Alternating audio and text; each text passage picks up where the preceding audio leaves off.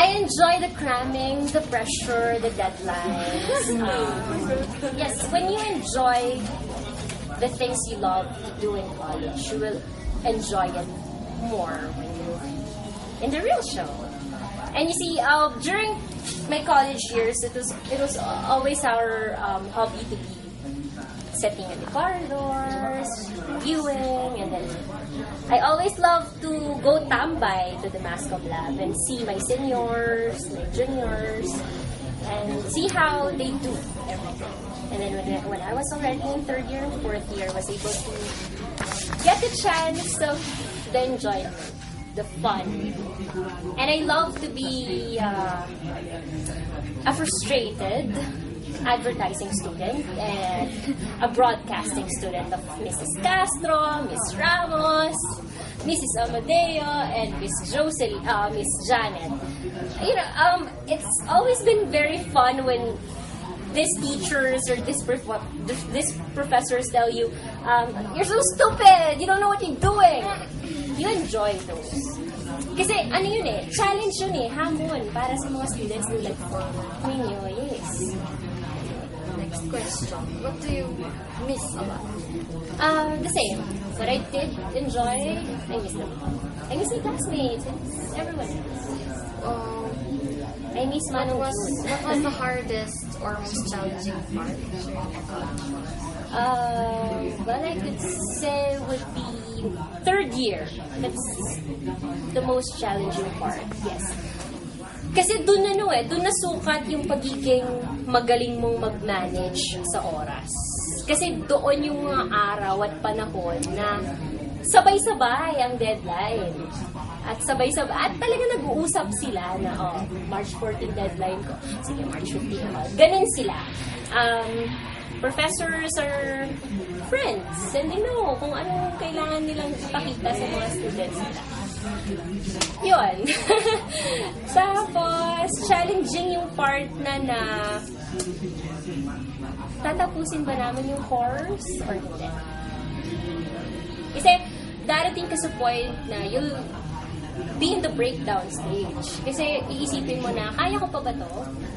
Ayun. And then, at the end of the day, kung talagang choice mo,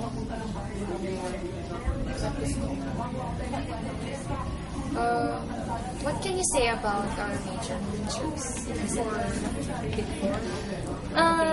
They are the devils who know their limitations, and they are the devils who know what they're doing. They are the devils who will be your angels in the mass media.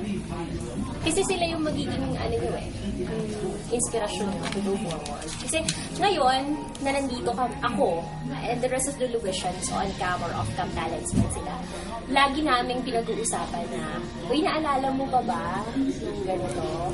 Kung ganito tayo pinapagalitan, ganyan. Pero ngayon na kami na yung may hawak ng show, kami na yung nagpapatakbo mismo ng programa, naaalala namin sila kasi sila yung naging foundation namin yung mga panahon na yun. Sila yung nagbigay sa amin ng inspirasyon para ituloy.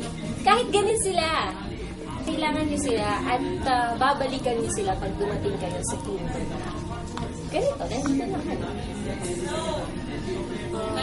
Or what were your inspirations? Ayan, nababanggit na rin natin. Inspirasyon ko, una si mama ko, pangalawa would be my family, syempre.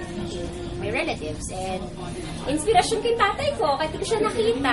Diba? Parang, kasi paraan ito para ipakita ko sa kanya na, hey, you have to be proud of me. Hey, Dad, hi. Uy, nakso ko, ganyan. And then, inspirasyon ko yung mga tao sa labas na sila kasi yung nagbibigay sa atin araw-araw ng kwento. Lahat ng mga inilalabas namin sa programa namin galing sa kanila. Sila yung inspirasyon ko araw-araw para galingan pa at make my craft better. Kasi kapag lagi kang tumatanaw mo tentang naloob sa kanila because it's your story. Reality kasi ito eh. Lahat ng kwento namin dito hindi to fake. Lahat to nang nilalabas ng story namin araw-araw. Kwento to ng mga totoong tao. Ayun. Kaya sila yung paraan kung bakit kami nandito. Diba? Bakit ba may ABS-CBN? Dahil sa mga tao.